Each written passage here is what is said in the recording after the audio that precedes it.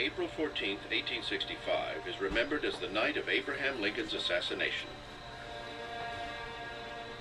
But in Washington, it was an evening of general treachery. There were evil men about. Lincoln was shot. Secretary of State William Seward was stabbed. General Ulysses S. Grant was targeted, but was fortunately out of town. Vice President Andrew Johnson was on the hit list too.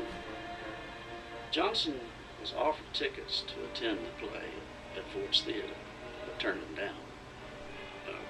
Probably a good thing. But Lincoln assassin John Wilkes Booth knew exactly where the vice president would be spending the night. He assigned a co-conspirator to go to Johnson's suite at the Kirkwood boarding house. Johnson retires to his quarters at the Kirkwood house. He's completely unaware of anything that's going on. In fact, sits up part of the night reading, then goes to bed. If all had gone according to plan, Johnson would have been awakened sometime later by a knock at the door, at which point a knife would have been plunged into his heart. But it never happened. The man assigned by Booth to assassinate Johnson lost his nerve, started drinking, decided he wasn't going to go through with it. So the vice president was spared, and when Lincoln died of his wounds the following morning, Andrew Johnson became the first American president to gain the office because of an assassin's bullet. That's part of what will evolve into Johnson's difficulties. He assumes the presidency. He was not elected to it. And so Johnson is coming in as virtually a pretender to the throne. Number 17, Andrew Johnson, Democrat Union, 1865 to 1869, 56 years old, from Tennessee. Andrew Johnson was nothing like his martyred predecessor. Unlike Lincoln, he was a Southerner and a Democrat, and had at one point owned a small number of slaves. But during the Civil War, he was the only senator from a seceding state to remain with the Union, and he had been selected as Lincoln's running mate in 1864 to broaden the ticket's appeal. Nobody anticipated at all Johnson becoming president. If anyone had thought that might possibly happen, they certainly wouldn't have put him on the ticket. Johnson was regarded as stubborn or principled, depending on whether you agreed with him or not. Like Lincoln, he had risen from poverty to prominence through his own determination. This upward striving in Lincoln went along with the kind of wit and modesty and open-mindedness and ability to deal with all sorts of people. Somehow with Johnson, he has this closed-in personality. He's very self-oriented. He doesn't listen to other people. He doesn't care about other people. He doesn't have very many friends. Johnson's background and personality greatly influenced his management style. He had no formal education and had trained to be a tailor. He also had a righteous streak. Johnson was dogged and stubborn, inflexible. Once he took a position, he was never willing to compromise it. He has a tendency to see conspiracies on all sides against him. He was thin-skinned about criticism. So in all of these respects, he differed sharply from Lincoln. For a model on how to run his new presidency, Johnson looked to a former president with whom he shared a home state and a very similar name, Andrew Jackson. One of Jackson's great quotations is, "Our federal union must be preserved." And Johnson picked that up and used that throughout his career, and the argument can be made that he was the last Jacksonian.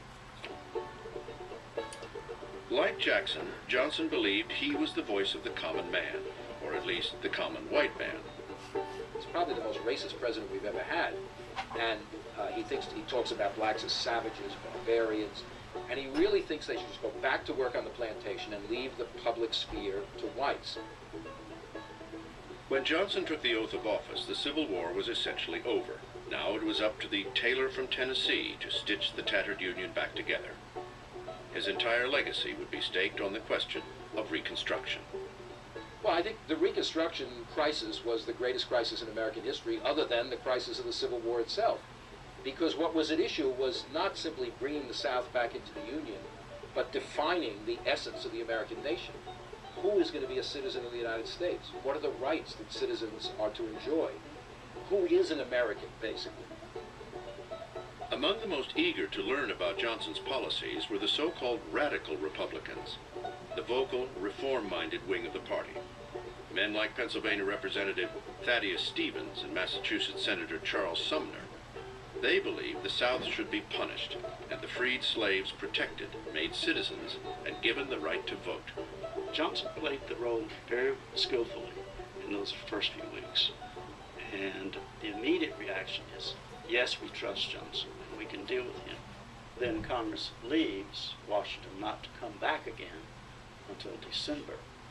So Johnson has that wonderful window of opportunity there to take over as president. What Johnson did with his opportunity was to come up with his own presidential Reconstruction plan.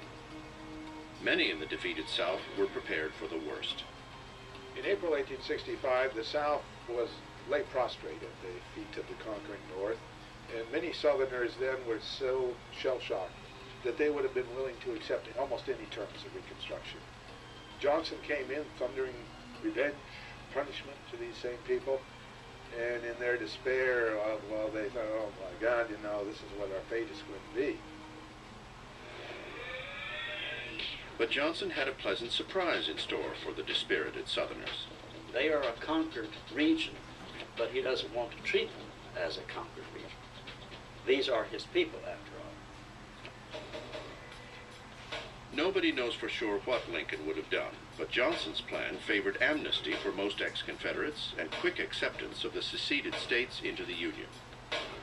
The freed slaves got little protection. They weren't guaranteed citizenship or the right to vote. Johnson was on the wrong side of history, on the wrong side of morality, on the wrong side of politics. He just was unable to recognize that the Civil War had changed the nation, that the emancipation of the slaves carried with it some obligation to protect the basic rights of these emancipated slaves. When Congress comes back to town in December of '65, Johnson announces that the restoration of the South has been completed. And that is startling news to members of Congress. Congress immediately started passing Reconstruction Acts of its own, beginning with an extension of the Freedmen's Bureau, a measure begun under Lincoln to aid the transition of blacks from slavery into freedom. Johnson vetoed it. And from that point on, that will be the story of the relationship between Congress and the President. Congress passes, Johnson vetoes. Congress passes, Johnson vetoes. Johnson's 29 presidential vetoes shattered the previous record of 12, which was set by his hero Andrew Jackson. When you hitch your presidential leadership to the veto wagon, you're not going anywhere. And Johnson, stubborn and defiant that he was, refused to see that.